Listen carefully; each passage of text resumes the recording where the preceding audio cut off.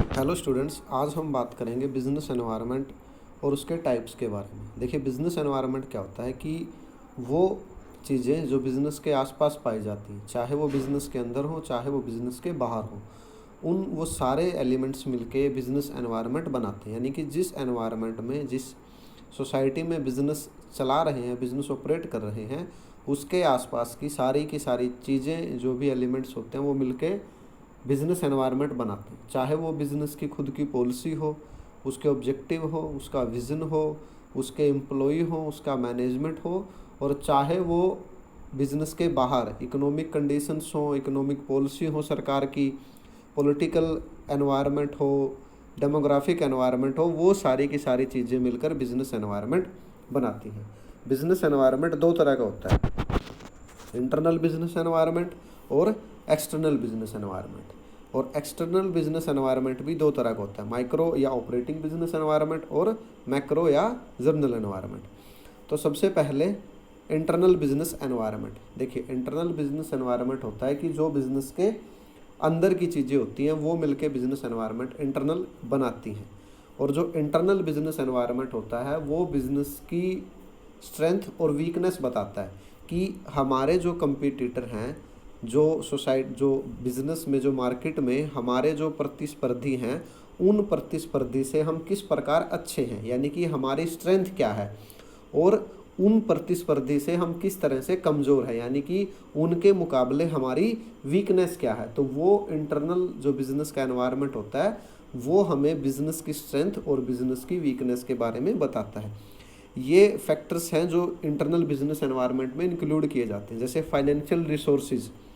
देखिए, बिना फाइनेंस के या बिना वित्त के आप बिज़नेस नहीं कर सकते, क्योंकि आपको रॉ मटेरियल खरीदना है प्रोडक्शन के लिए, तो वो भी पैसे के बदले में खरीदेंगे। आपको एम्प्लॉय को सैलरी देनी है, वो भी आप पैसे में देंगे। यानी कि आपके पास फाइनेंशियल रिसोर्सेज जो हैं वो कैसे हैं, आपके कंपटीटर से अच्छे हैं, आपके कंपटीटर से बुरे हैं। ह्यूमन एंड फिजिकल रिसोर्सेज, जो बिज़नेस में आपके मानव काम करते हैं, जो मैन पावर काम करती हैं, जो आपके पास मशीनरी हैं, वो किस तरह की है, वो भी इंटरनल बिजनेस एनवायरनमेंट में आती है। आपकी मैनेजमेंट और जो आपके एम्प्लॉई हैं उनका रिलेशन कैसा है। देखिए, अगर उनका रिलेशन अच्छा है तो आपका बिजनेस भी अच्छा होगा, प्रोडक्टिविटी में इफ़िशेंसी आएगी, वो अपना काम ठीक तरीके से कर पाएंगे। लेकिन अगर उनके बीच में कोई कन्फ्लिक्ट है, कोई झगड़ा है, तो उससे क्या होगा कि जो एम्प्लॉई और मैनेजमेंट का अगर रिलेशनशिप अच्छा नहीं है, तो हो सकता है कि जो आपके कर्मचारी हैं, जो आपके बिज़नेस में काम करते हैं, वो हड़ताल कर दें या वो काम पर ना आए। ठीक है। उसके बाद वर्किंग कंडीशंस कैसी है। देखिए, जिस कंडीशंस में आपके कर्मचारी काम कर रहे हैं वो वर्किंग कंडीशंस कैसी हैं। अगर वो अच्छी है तो आपके बिज़नेस के लिए अच्छा है, क्योंकि जो भी एम्प्लॉई, जो भी मैनेजमेंट वहाँ काम करेगा, अगर उनको अच्छा एनवायरनमेंट मिलता है, वाटर फैसिलिटी अच्छी है, खाने की फैसिलिटी अच्छी है, हवा साफ़ सुथरी है, आसपास का जो एनवायरनमेंट है जहाँ वो काम कर रहे हैं वो साफ़ सफाई वाला है, तो उसका उनके काम करने के तरीके पर और उनके काम पर अच्छा प्रभाव पड़ता है, पॉजिटिव इम्पैक्ट पड़ता है। लेकिन अगर वो वर्किंग कंडीशंस ही अच्छी नहीं हैं तो वो अपने काम को ठीक ढंग से नहीं कर पाएंगे और उनके हेल्थ को भी इस चीज़ का इशू हो सकता है। बिजनेस के ऑब्जेक्टिव क्या हैं। देखिए, कंपटीटर से और आप में फ़र्क यही होता है कि आपके ऑब्जेक्टिव उसके ऑब्जेक्टिव से किस तरह से अलग हैं। देखिए, तो ऑब्जेक्टिव हमेशा बिजनेस का ऐसा हो जिसको आप अचीव कर सकें आसानी से।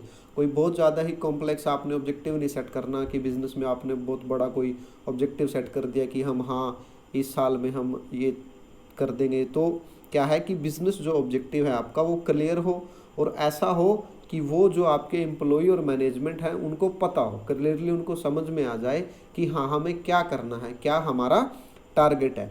उसके बाद आती है बिज़नेस की पॉलिसीज़। देखिए, पॉलिसीज़ होती हैं जो मार्गदर्शन करती हैं हमारा कि हमें क्या करना है और क्या नहीं करना है, किस तरीके से हमें वो काम करना है, आपका जो प्रमोशन है वो किस तरीके से होगा, आपको जो छुट्टी मिलेगी बिज़नेस से वो किस तरीके से मिलेगी, या हमारी जो कीमत है उसका निर्धारण कैसे होगा, जो मार्केटिंग हम करेंगे वो किस तरीके से करेंगे, वो सारी तरह की पॉलिसीज़ आपकी पॉलिसीज़ में आती है। तो वो आपकी बिल्कुल क्लियर हो और बिल्कुल सभी को पता हो कि हाँ, हमारी ये पॉलिसीज़ है, हमें इन चीज़ों को ध्यान में रखते हुए, इन चीज़ों को फॉलो करते हुए ही बिज़नेस में काम करना है या बिज़नेस के ऑब्जेक्टिव के लिए काम करना है। रूल्स एंड रेगुलेशंस जो बिजनेस के होते हैं इंटरनल, वो भी इंटरनल एनवायरनमेंट में आते हैं कि हमें क्या करना है क्या नहीं करना है। कि जैसे अब बिजनेस में कि आपने ये नहीं करना, धूम्रपान नहीं करना, या कोई भी नशीले पदार्थों का सेवन करके आपको काम पे नहीं आना। तो ऐसे रूल्स एंड रेगुलेशंस जो भी बिजनेस ने बना रखे हैं तो वो उसके इंटरनल एनवायरनमेंट का पार्ट होते हैं।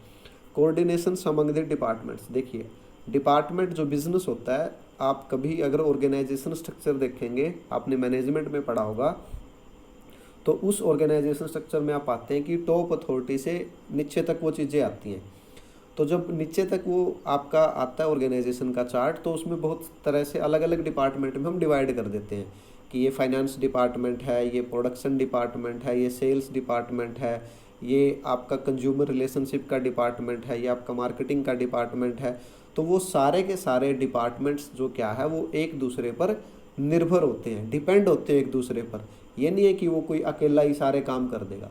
वो क्या है, वो प्रोसेस एक्टिविटी की जो बिजनेस में चलती रहती है। देखिए अगर उनके बीच में कोऑर्डिनेशन अच्छा है तो आपके बिजनेस के लिए अच्छा है, लेकिन अगर इन केस उनके बीच में कोऑर्डिनेशन अच्छा नहीं है तो वो आपके बिजनेस के लिए अच्छा नहीं होगा।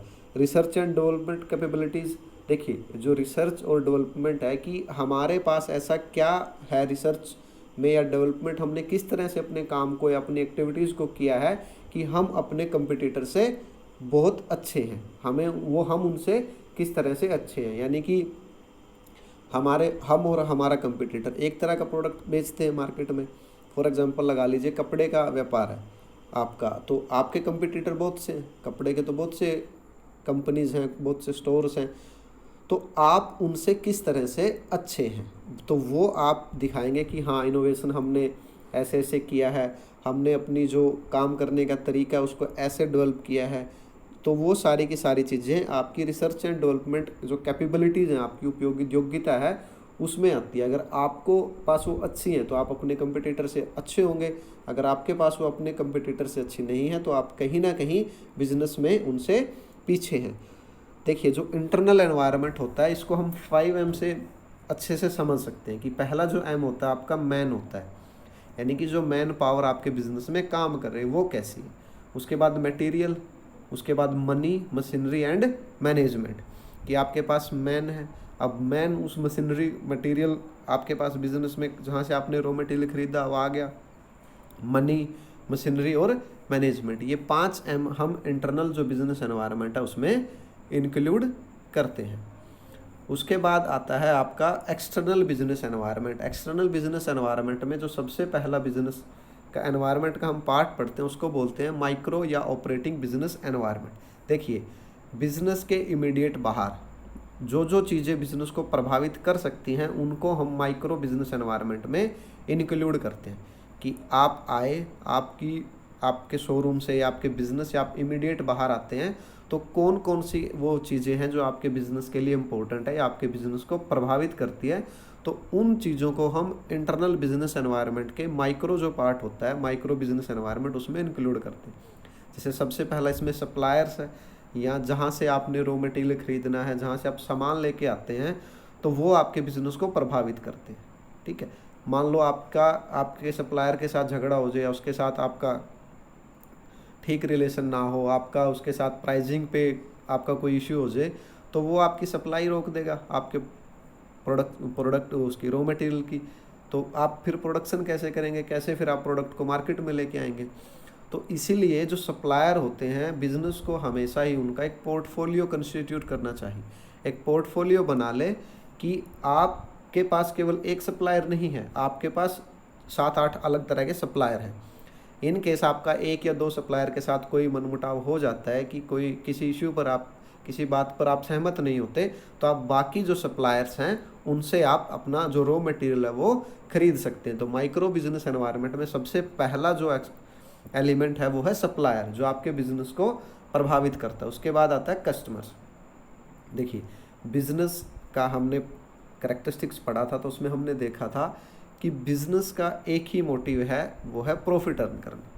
और प्रॉफिट कैसे अर्न होगा कि जब आप अपना प्रोडक्ट कस्टमर्स को बेच पाएंगे। तो कस्टमर है king of the market, customer बाजार का राजा है। तो आपने कस्टमर्स की सेटिस्फेक्शन को, मतलब आपने कस्टमर्स की नीड को सेटिस्फाई करने के लिए ही प्रोडक्ट बनाना है और उसको बेचना है। तो कस्टमर आपके बिजनेस को आप ऑटो बाहर आते ही इमीडिएट अफेक्ट करता है। तो कस्टमर की हम देखेंगे कि उसकी रुचि क्या है, क्या प्रेफरेंस है, क्या कस्टमर पसंद करता है, किस तरह के सोसाइटी में कस्टमर रहता है, जो इनकम है वो कस्टमर की कैसी है, वो खर्च किस तरीके से करता है, कस्टमर की क्या आदतें हैं, ये सारी की सारी चीज़ें हम कंसीडर करते हैं। और इसी के बेस पर हम ये देखते हैं कि हाँ, हमें बिजनेस में क्या काम करना है और क्या नहीं करना, क्या हमने बनाना है, क्या हमारी पॉलिसीज होंगी, कैसे हम कस्टमर तक इस चीज़ को पहुंचा पाएंगे, वो सारी की सारी चीज़ें हम कस्टमर को ध्यान में रखकर ही बनाते हैं। उसके बाद आता है कंपटीटर्स।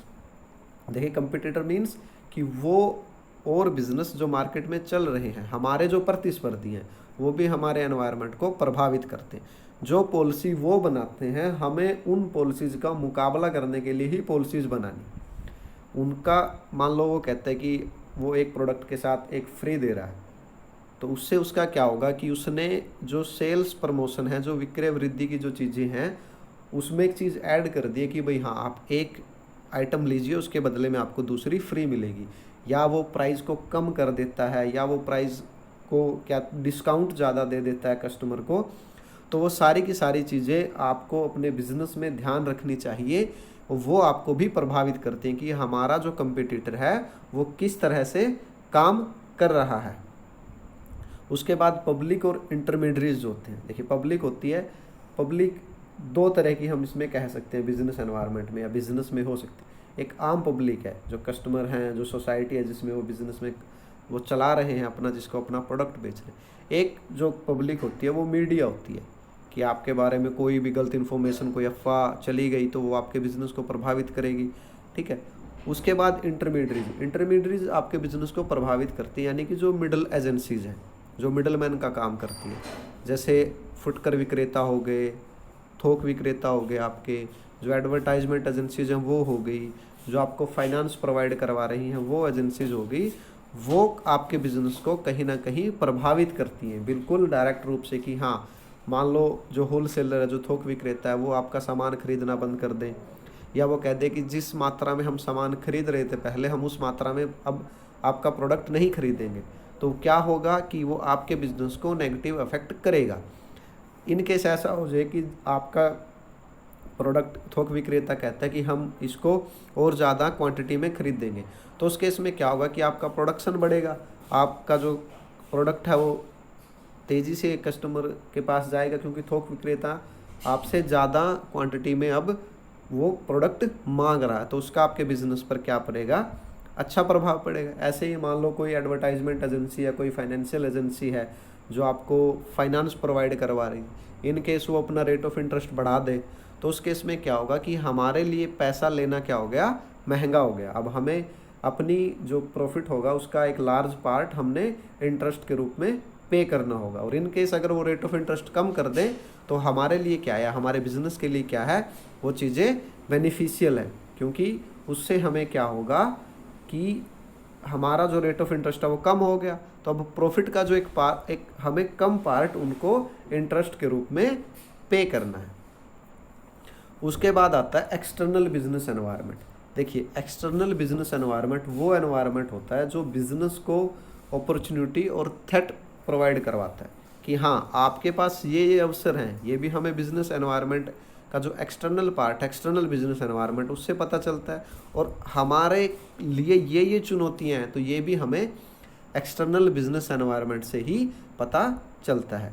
जो एक्सटर्नल बिजनेस एनवायरनमेंट होता है वो कंट्रोलेबल नहीं होता, आप बिजनेस उसको कंट्रोल नहीं कर सकता, वो बिजनेस को इनडायरेक्ट रूप से प्रभावित करता है और बिजनेस के आउटसाइड पाया जाता है। बिजनेस के अंदर नहीं होता, बिजनेस के आउटसाइड पाया जाता है। तो सबसे पहला जिसमें हम एनवायरनमेंट पढ़ेंगे वो है इकोनॉमिक एनवायरनमेंट। देखिए, आर्थिक जो वातावरण, दो तरह को से आप इसको डिवाइड कर सकते हैं। जब आप एग्ज़ाम में क्वेश्चन लिखें तो आप इसको दो तरह से इन फैक्टर्स को डिवाइड कर सकते हैं। एक आप इसको बोल सकते हैं इकोनॉमिक एनवायरनमेंट, और दूसरा आप इसको बोल सकते हैं नॉन इकोनॉमिक एनवायरनमेंट, यानी कि आर्थिक वातावरण और गैर आर्थिक वातावरण। देखिए आर्थिक जो इकोनॉमिक एनवायरनमेंट है वो सबसे मेन कंपोनेंट है इकोनॉमिक जो एक्सटर्नल एनवायरनमेंट है उसका। तो इकोनॉमिक एनवायरनमेंट में हम क्या क्या चीज़ें इंक्लूड करते हैं या क्या क्या चीज़ें हैं जो हमारे बिजनेस को प्रभावित करती हैं, हमें उनको ध्यान में रखना चाहिए। सबसे पहले इकोनॉमिक कंडीशंस, कि जिस देश में हम काम कर रहे हैं, जिस देश में हम बिजनेस कर रहे हैं, उसकी इकोनॉमिक कंडीशंस कैसी हैं, उसमें जो कस्टमर्स हैं उनकी डिमांड का लेवल क्या है, कस्टमर जो उनकी इनकम है उसका क्या लेवल है, महंगाई की क्या दर है, किस जो बिज़नेस जो ट्रेड साइकिल है वो किस तरह से है, वो मंदी में है, वो तेज़ी में है या वो स्टेबल है, वो सारी की सारी चीज़ें आप हम देखते हैं कि हाँ इकोनॉमिक कंडीशंस जो आर्थिक स्थितियाँ हैं वो देश की कैसी हैं। उसके बाद इकोनॉमिक पॉलिसीज़, देखिए इकोनॉमिक पॉलिसीज़ आती हैं कि जो भी नीतियाँ सरकार आर्थिक उस पर बनाती है, जैसे मौद्रिक नीति, राजकोषीय नीति, एग्जिम पॉलिसी, एक्सपोर्ट इंपोर्ट के लिए कोई पॉलिसी है, टैक्सेशन के लिए कोई सरकार ने कोई नीति बनाई है, वो सारी की सारी जो नीतियाँ हैं वो आपके इकोनॉमिक पॉलिसीज़ में आती हैं और वो आपके बिजनेस जो इकोनॉमिक एनवायरनमेंट है उसका एक एलिमेंट है। उसके बाद इकोनॉमिक सिस्टम, देखिए किसी देश का जो इकोनॉमिक सिस्टम है वो भी हमारे बिजनेस को प्रभावित करता है। इकोनॉमिक सिस्टम वैसे 3 तरह का होता है, एक होता है समाजवादी जिसको हम बोलते हैं सोशलिज्म, एक होता है पूंजीवाद कैपिटलिज्म, एक होता है मिक्स्ड। देखिए जो सोशलिज्म होता है समाजवाद, उसमें क्या होता है कि जो बिजनेस है तो उस पर सरकार का नियंत्रण होता है, सरकार सोशल वेलफेयर के लिए काम करती है, यानी कि निजी लोगों को बिजनेस करने का अधिकार नहीं होता, सारी की सारी चीज़ों पर सरकार का हक होता है। एक होता है पूंजीवाद अर्थव्यवस्था। पूंजीवाद अर्थव्यवस्था क्या होती है कि वो अर्थव्यवस्था जिस पर सरकार का बिजनेस और उन चीज़ों पर हक नहीं होता, बल्कि जो निजी स्वामित्व होता है वो प्रॉफिट अर्न करने के लिए काम करता है, यानी कि सारी की सारी चीज़ों पर जो स्वामित्व होता है वो निजी क्षेत्र का होता है। एक होती है मिक्स्ड अर्थव्यवस्था या मिक्स्ड इकोनॉमी जिसको हम कहेंगे, वो होती है कि जिसमें कुछ बिजनेस या कुछ काम निजी क्षेत्र के लिए होते हैं और कुछ बिजनेस है जो वो सरकार करती है। जैसे इंडिया में क्या है, मिक्स्ड इकोनॉमी है, यहाँ निजी स्वामित्व के बहुत से बिजनेस हैं और सरकारी कंपनियां यानी सरकारी स्वामित्व के भी बहुत से बिजनेस हैं। उसके बाद आता है अदर इकोनॉमिक फैक्टर्स। देखिए अदर इकोनॉमिक फैक्टर में वो फैक्टर आते हैं कि हमारे पास बैंकिंग की क्या सर्विस है, हमारे पास इंफ्रास्ट्रक्चर कैसा है, सड़कें कैसी हैं, हमारे पास जो हमारा ट्रांसपोर्टेशन है वो कितना अच्छा है, हमारे पास फाइनेंशियल सर्विसेज हैं वो कितनी अच्छी हैं, वो सारी की सारी चीज़ें आप अदर फैक्टर में लिख सकते हैं। यानी कि इकोनॉमिक जो एनवायरनमेंट है वो बिज़नेस को प्रभावित करता है और बिज़नेस में कोई भी डिसीजन लेने से पहले, कोई भी नीति बनाने से पहले, कोई भी प्रोडक्ट आपने लॉन्च करना है या आपने कीमत का निर्धारण कैसे करना है, उन सब चीज़ों से पहले आप ये देख लें कि जो इकोनॉमिक एनवायरनमेंट है वो कैसा है उस अर्थव्यवस्था का जहां आपने ये काम आपने बिजनेस करना है।